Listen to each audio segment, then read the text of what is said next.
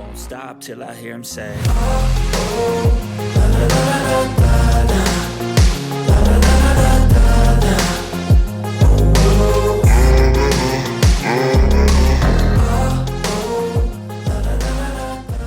Warning. The information that we convey in these videos and the content on this page simply provides general consumer information. It is not legal advice or regulatory guidance. It is not intended to sway your personal bias in any way. We are simply just relaying information already available to the general public. We highly suggest you do your own research and draft your own opinion on the topics disclosed in this video breakdown. Without further ado, sit back, relax, enjoy this video breakdown, and if you're not already subscribed to the YouTube channel, consider doing so now.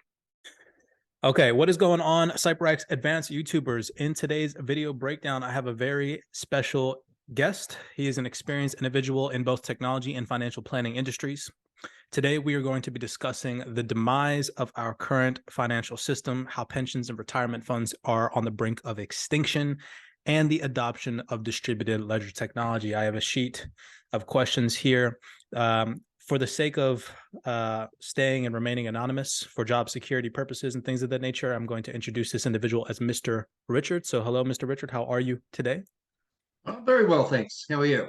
I'm good. Happy Thanksgiving, by the way. Happy Thanksgiving to you. So off the list of these questions first, just to give the followers a little gist of who you are as an individual and your background, tell us a little bit about your work background in technology, financial planning, and the government, starting, way back from the early days, and how long you've been involved in those types of industries. Well, first of all, I immigrated from Australia in 1992. When I was in Australia, I worked for Shell Oil Company in their admin finance area. Then I moved over to the States, got a entry-level job, which hurt, in accounting. Moved up to like a senior level accountant in a short period of time. And then I was getting bored with adding up numbers every month, so I taught myself coding, and then moved into an area where we were using coding to produce financial reports. From there, I moved actually into financial planning and analysis.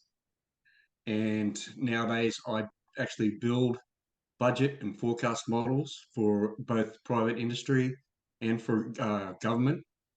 I've had contracts with local authorities. I've had contracts with a defense department, and I've had a long-term contract with a federal government producing their budgeting system. And after that, I build them, and they put the numbers in, and then we analyze their numbers for them. Yeah, so a pretty well-diverse background when it comes to the actual stitchings behind the financial scene. I think it's very interesting, and having communicated with you and talked to you over the years, you're actually one of the individuals that got me into cryptocurrency years ago, mainly because of your coding background and whatnot. I'm gonna skip to the last question that I have, just because of that whole introduction. You've obviously worked behind the scenes on managing the stitchings that run major corporations' financial instruments. And aside from regulations, companies like IBM, for example, whom I know that you've done business with, what do you think needs to happen, behind the scenes to see mass adoption for these distributed ledger technologies in the sense of, the financial world, not only regulations, but in the sense of actual computer technology and individuals that actually work behind the scenes? Do you think that there needs to be some type of program that people need to go through to actually learn distributed ledger technology and how to implement it into the financial stitchings behind the scenes? Oh, absolutely. Particularly the big multinationals, and that includes, but say, banks. If we're going to be transferring big money, we go with the new technology. Yeah. The old days of sending someone a check is, I think, dead as. They're very dead. So it should be. But it's not just, I think, adopting the technology to move money cross-border.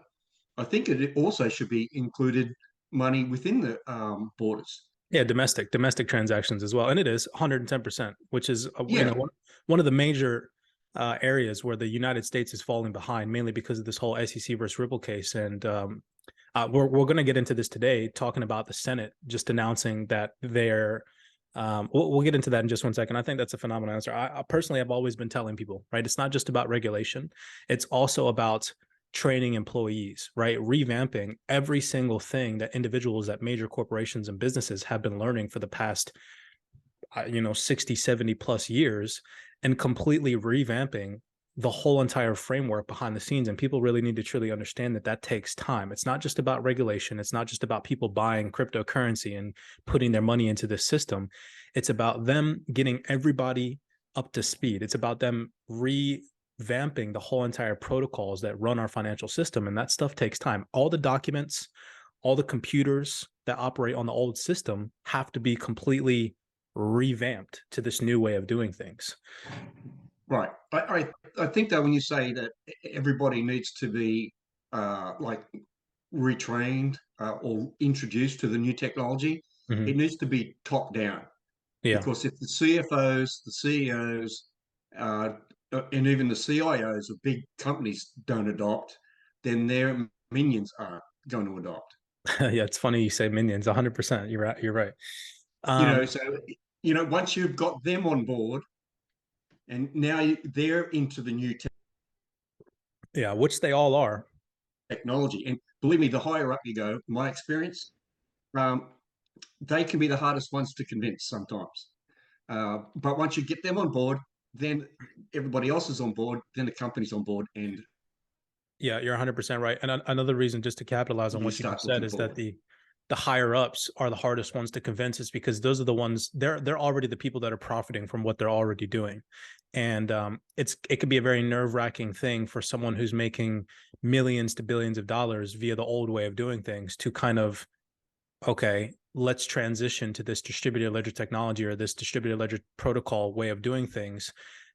There's a risk where the business could fall under, especially with this whole FTX collapse and other collapses that have happened in the community in the crypto space, where big businesses, in a sense, aren't ready for that risk yet. They're so used to an old way of doing things that they don't want to take the risk in their business falling, insolvent because distributed ledger technology fails. So there's still that gap right now where they're dipping their toes in the water in a sense, but they're not fully integrated. Yes, it's starting to be adopted, and yes, we're starting to see a transformation. But this whole ideology that in 2022 there was going to be some massive bull run was just a misconception amongst behalf of the majority of retail investors. I've been mentioning to quite some time, and even you, having discussed with you the future potential of the cryptocurrency market, that this needed to happen. This whole FTX collapse, companies going insolvent, the malicious players in the market going bankrupt need to be wiped out of this space before we can see adoption take place. So that leads me to my next question is, you got to experience, because of your age, the internet adoption era. I believe when we talked offline, you said that you were roughly late 20s, early 30s, right? What happened in the early internet adoption phase before the massive tech and internet boom? Like, what type of news was coming out, and how were people treating the idea of the internet? Well, back in those days, when it was brand new, everyone was saying, "What's the internet?" And then we were initially exposed to the fact that it was an idea of transferring knowledge. Thus, universities initially adopted it. Yeah. But then along came the idea we're going to have e-commerce. So 100%. everybody came along and started investing in all these companies. Thus, the boom. The boom, of course. And venture capitalists and everything were jumping into it. And then people realized, it was overcrowded, becoming overcrowded, with people who really didn't either know what they were doing. They were a little bit shonky, Mm-hmm. would be a good word. And then the realization was, only the good will survive. And that's what 100%. happened. So many .com companies, a few friends of mine went to them and then became severely unemployed. And then the real players in the game survived. It was funny though. I remember working with a young lady who was telling me that she was going to invest in a company called Google in their IPO, and I'm Yeah. like, "Who's that?" And everyone in our company saying, "Who's that?" Yeah. And she said, "Oh, it's a search engine," and we're like, well, "What's that?" So this whole new technology was coming along. There was many disbelievers, um, and there was many players. Well, the believers stayed, the false players fell out, and those big players, like Google, Amazon, Mhm. even Facebook, survived, and their stock prices just went through the roof. The Through the young roof. lady I mentioned is now retired, and she could be no more than 40 now. 40, right? Yeah. We were talking offline. I was saying, same thing in the cryptocurrency market space where there's all these malicious and illicit market players and market participants. And I've been telling people that since the beginning of 2022 is that this is healthy for the growth of the cryptocurrency market. But how the elites are making it out to be to shake out retail and to steer them away from investing and adopting this technology is making it seem like this is a bad thing. This is a good thing long term. For the long term sustainability of the cryptocurrency market, this needs to happen. This 110% needs to happen. And it's not over yet. It's not All over right. yet. There's there's going to be hundreds of exchanges, hundreds of cryptocurrency projects that go insolvent, go bankrupt, and that dissipate and disappear from this market space. And I think that as a market participant, if you're going to be investing in this new technology, you need to understand that that is a part of the process. So that should allow you to take it upon yourself as a mature adult to do your research, only invest. Now, obviously, of course, none of us know. Nobody knows, just like back in the early internet days, what projects were going to be the ones that survive. But as retail investors with limited access to information and knowledge, we can attempt to, speculate. We can attempt to try and dig and find documentation that talk about the protocols or the projects that are most likely going to be the ones restitching our financial system. And obviously, of course, here on this YouTube channel, we've documented and gone over some of those potential projects. Now, obviously, nobody really knows, right? We can only obviously speculate at this point. But the best thing that we can do is not invest in meme coins, not Yeah, invest in what were we going to say too? We were talking offline about how unregulated and how I guess you could say malicious FTX was. Nobody was really paying attention to that. right. First off, though, the big difference between, say, the dot-com boom and then crash, and then what I think will be the parallel here, is that in this environment, we need to look at uh, use cases. Sure. Is this coin or is this exchange relevant? Is there a reason to have it? Sure. There's over 21,000, I think now, coins floating around the market. Are they any good? Do they have real value? Mm-hmm. What's their purpose? We didn't know that back in the dot-com day. It was a bit of a punt. Yeah. There's, there's But I also think was a now they lack know. of there also was a lack of ability to do research back in the day. Right. You That's know. exactly right. No one knew. The dot-com boom and bust was more of a true punt. Yeah. Kick the ball, see where it lands. Yeah. Yeah. But this time around, I think that with the ability to do research, uh, particularly not just the markets and the way they fluctuate, but actually look at the companies that are behind them. The companies, the CEOs, and not only, when I do my crypto research and I'm doing research on a project or um, on a specific cryptocurrency, I look at the people that not only are the CEOs, but the people that are actually the advisors on the board or the people that are actually, running the social media teams. Like, what is their background? Everybody, because everybody came from something, right? Like Brad Garlinghouse, for example, who is the CEO of Ripple, he used to work for Yahoo back in the day, and he had a successful career in Yahoo. Okay. And people don't actually take the time to look at that and look at the CEO's Right. past experience and history leading them up to the positions that they're currently managing right now. And I think that that is definitely a big play, a big part of doing your cryptocurrency research is, what kind of degrees do these individuals have? What type of knowledge and experience do they bring to the table outside of blockchain technology? You know what I mean? So, Right. I think too. It surprises me that people would say they go with FTX, yeah. with people controlling billions and billions of dollars, and they're 30 and under. You could be the most brilliant person that ever stepped out of MIT. Yeah. but you haven't earned your digs. Yeah. You know, experience counts. I mean, and then their relationship with their own company, which is supposed to be separate, and the CEO is 25 years old, Yeah. and we're gambling with billions of dollars. That would scare me straight up before I even like thought about looking into a company like that.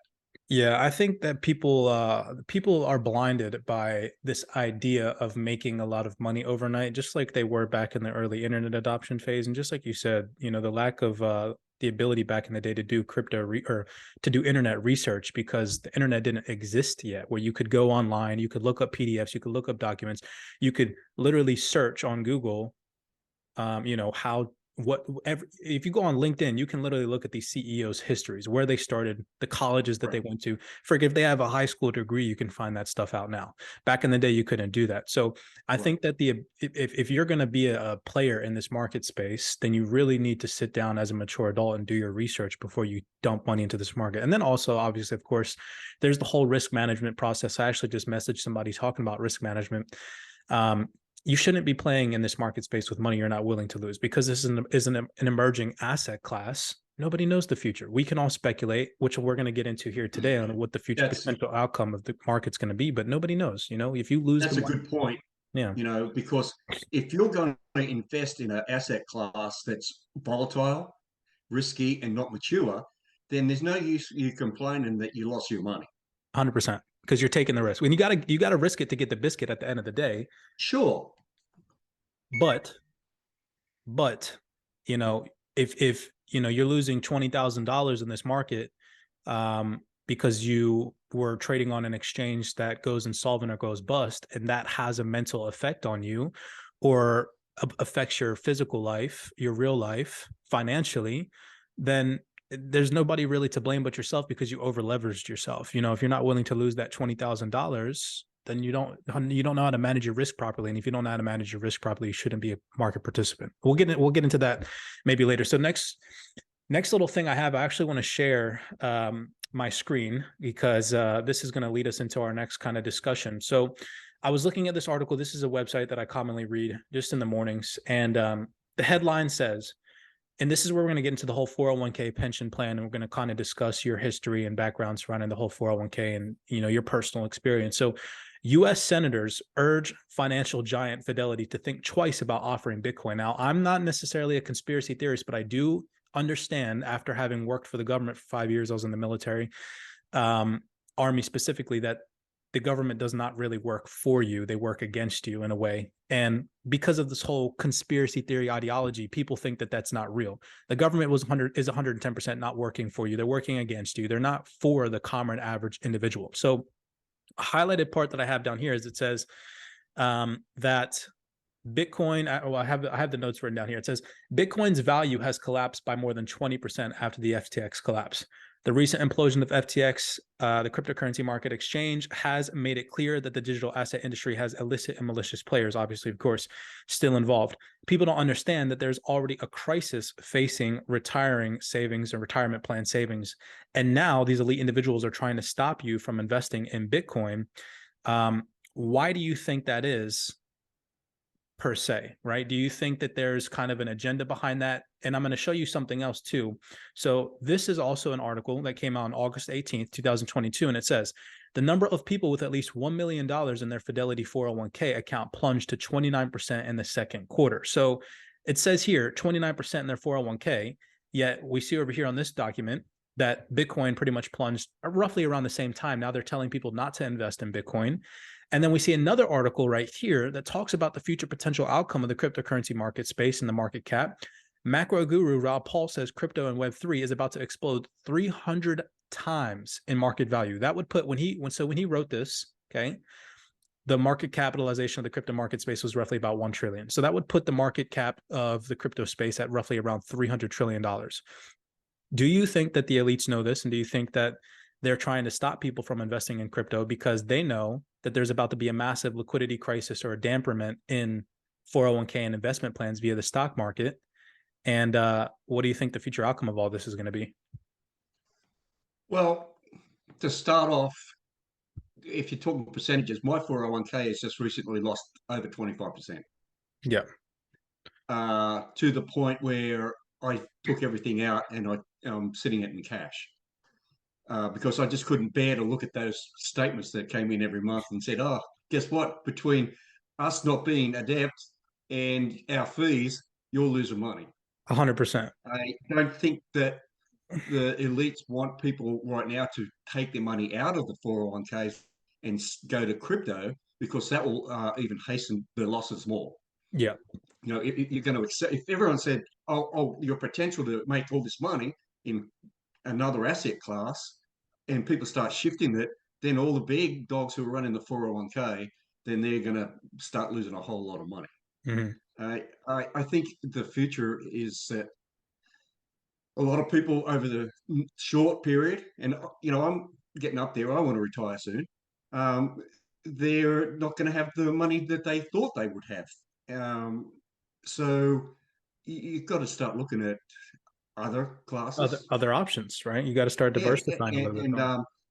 I think that looking forward, we're looking at a technology that is coming. In what shape or form? Well, that's still to be determined. And the trouble is, it seems like governments around the world agree on the idea. They don't necessarily agree on exactly how they're going to do it. I, But I it's coming. yeah, And I think that the governments, the bankers around the world, they're scared that our financial system could fall into the hands of normal, average, everyday individuals, and the ability to commit via transactions, either international, cross-border, or domestic. Us as individuals have the ability to kind of manage our own finances, which is why they're implementing this whole CBDC outlook, right? They want full control over the system, and they're going to get that control, obviously, of course. And along the way, okay, in the process, these private sector entities, these private projects, these cryptocurrency assets, they are 110% in some way, shape, or form. Now, obviously, of course, we don't know which ones are going to be the ones. We can obviously only speculate, but they don't want individuals making a lot of money off of these cryptocurrency projects. So they're going to put out articles, FUD articles surrounding this whole FTX collapse, surrounding Bitcoin. Oh, Bitcoin's such a scary investment because it dropped 20%. You just said literally that your 401k, and how many years have you been working, has dropped over 25%. That's insane. But they won't make headlines and articles about that, warning people that there is going to be a pension fund crisis where individuals like yourself and even millennials like myself aren't going to have retirement funds because there's about to be a massive liquidity crisis. There's about to be people don't even understand how screwed up and jacked up our financial system is, because on a day-to-day basis, they're not doing this type of research. They have their coffee in the morning, they go to their work, then they come home from work, they watch TV, and then they go to sleep. They're not doing research. Individuals like myself who have and run a business surrounding this type of technology, and individuals like yourself who actually manage the financial planning behind the scenes, we see what goes on. And so we have a little bit more in-depth experience and knowledge base on what is about to happen. But the average individual that works a 9-to-5 job, they don't know this. I was saying to you offline that if you go to the mall and you ask 100 random people, do you know about XLM? Do you know about XRP? Do you know about Casper? They're going to be like, what? If they know anything about cryptocurrency at all, it's Bitcoin or Ethereum. And even individuals like myself, I was talking to you about the individual whom I know that works at a bank investing large amounts of money into cryptocurrency because of the adoption.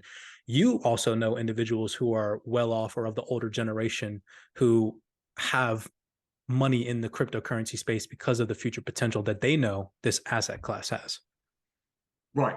The gentleman I was telling you about, he told me that when he bought, he said to his wife, "We'll just sit on this for 10 years." Yeah. So he's not concerned about the short term fluctuations that have come as this market, evolves. Mm-hmm. He's looking down the road, and so am I. Yeah, 100%. And I think, Dave, go back to what you were saying a little bit earlier on. The big concern I think that the elites and the big financial institutions have is that if and when it evolves, there's going to be a massive transfer of wealth Oh, 100%. Which I'm And super excited for. yeah, so same here. But like you talk about, they don't want individuals to control, how or where they're investing, going, whatever. Mhm. And then you curb the fact that we don't want you to have that much money, Mhm. en masse. Then that's when they get concerned. That's when they're going to put out articles saying, "Oh, don't have a 401k based on a crypto." Yeah. Well, it ain't it ain't all that. Investing in some of the funds that the people that you invest your 401k with choose to invest. I Yeah. mean, unfortunately, my 401k is one of those ones where I just put it into a fund within the fund type Yeah. thing. Then they go and then they invest it, like it might be the top 200 shares, Yeah. They or mitigate you it for know you. Yeah. yeah. So they don't want to lose that control. I think one thing people need to take away from this whole discussion that we're having right now is something that I've been preaching for quite some time, is that if you're going to be an investor in this space, understand that social media and the fundamentals via the news, the media outlets, they play a big role in manipulating people during specific parts of the cycle, whether it's a bull run or a bearish market or a bear market. Right. They manipulate people into the dopamine fix that we get as human beings from quick gains, like playing the lottery, right? Right. And 2022 was a massive awakening for individuals in the social media space, watching all these bullish moon boys give all these crazy price predictions. People need to really truly understand that this should be a long-term gain, anywhere between 2 to 3 to 5 years down the road, the 2030 agenda, and understanding that if you really want to truly accumulate life-changing wealth, then you're going to need to play this the long term while the elites are figuring this stuff out. This technology is 110% coming. Like you said, it's not a matter of if, it's a matter of when. And we can all sit here and speculate and argue with each other on when that's going to be. We can all be on the side of, oh, it's a year from now, or oh, it's 2 years from now. And there's even people that are like, oh, it's going to be 5, 7 years from now. Who cares? As long as a community, we understand that tribalism is what's going to kill this community overall. We shouldn't have tribalism. We should all understand that we're all market participants together as one, and understand that this technology is coming. And we shouldn't ignore the fact that the elites are trying to steer us away from it. I think that it's crazy. I think that people that ignore conspiracy theories, those are going to be the type of people that sleep on this technology. They're going to be the type of people that invest in meme coins because of, the opportunity for quick overnight gains. And the individuals like you and I and other market participants in this space that invest in companies like, I just, as one, I do a lot of research on Ripple, the company. You can clearly see there's people out there that say that Ripple isn't going to be anything. Ripple is almost integrated with every single major financial institution, country, nation in the freaking world. And you cannot deny that, it's nuts. And for you to ignore that is ignorant on your behalf as an individual, to say that they're not going to be a major player in the market space. Yes, of course, we don't know, right? But Right. with the research, like you said at the beginning, that we are able to do nowadays, it's inevitable that they're going to play some type of role in the future, Right. And that harks back to what I said before about a use of this technology, or individuals. I mean, what's the value of a meme coin? What is it going to do? Yeah. It's In the not short, it's in the not really short going to do term, anything. in Whereas the short term, good. you look at the five cryptocurrencies that are, well, I think 2022 compliant. They're already on board with what's coming. Yeah. So they're up with the regulation of the possibility of how it's all going to transfer. Use buy money and transfer money and stuff like that. Whereas, what's a meme coin? No, Yeah. that's a fluctuation waiting to happen. Yeah, like I said, I think social media plays a big part of the game. And a lot of people truly do believe that, if you have a good community behind a meme coin, that it can offer significant returns. But just like we said a second ago, if you're investing into this crypto space based off the ideology that you're going to experience significant returns in the short term, and your money goes bust, then you have nobody to blame but yourself. And a lot of people, they don't have the psychological control to handle that type of emotional trading. Right. You know, so all right, well, we've been on the call for I'd say almost about 30 minutes now, so we'll wrap it up for the sake of the length of this video. But the last thing that I have is, this is what we discussed offline. If you could give you know, a few pieces of advice, or one piece of advice, whichever one that you want to choose to do, to a person my age or younger listening, or your age listening, doesn't really matter, what would it be? What piece of advice would you give surrounding this whole conversation, and what you've currently experienced, and what you think the outcome of the crypto market space is going to be? I think the one piece of advice I would give is that, you know, don't necessarily ignore new technology. Don't be scared by people who are old school, who are saying, no, this is not the way we're going to go. I mean, we had the naysayers during the .net boom and bust doing the same thing, and we have people nowadays doing the same thing. Look at the technology, look at the use that it's going to provide, both to individuals and to financial institutions and companies. Mhm. And if you can invest wisely up to what you can afford to lose, then go for it. And Yeah. then we'll just see how it plays out. That would be my advice. See how it plays out. You know what's just to capitalize on that, it's so crazy. I remember, you know, obviously, of course, I haven't experienced as much as you, but I remember in elementary school when Apple first came out with it was like a brick computer. It was blue. I don't know if, you know, the listeners remember this. It was a blue computer. They literally created them on a mass scale. I remember when all the schools started integrating to these computers, and they started putting us through classes to learn how to type on a keyboard. Okay. People don't understand that the same thing is about to happen with blockchain technology. It's about to be implemented into our school systems, where in the next 2 to 3 to 4 to 5 years, kids are going to start to learn this technology. They're going to start to learn about this, and it's going to be written in the history books, this transition. Right. Just like the internet boom and bust cycle 20 years ago is now a part of our history. So is the cryptocurrency market space. I've been telling people that the cryptocurrency market boom and bust cycle and adoption phase is going to be bigger than the internet. It's going to be bigger than the cell phones. It's going to be bigger than tech companies combined, because it's all three of those things combined with our financial stitching. Do you get that? Like, Yeah. Yep. Internet has finances, cell phones, finances, and communications, right? All that stuff, finances, all those three things. And then you add on the stitchings via that run the protocols behind the scenes on how we send transactions cross-border or domestic. And it's literally, I don't see how people don't see it. So we'll end it there. You know, thank you so much for tuning in. I appreciate the chat, the talk. That was good. Thanks for your time. Absolutely, 100%. Okay. All right. So everybody, appreciate the love and the support. Thank you all for tuning in. And as always, be cognizant, be aware, and we'll see you guys in the next YouTube video breakdown. I won't stop till I hear him say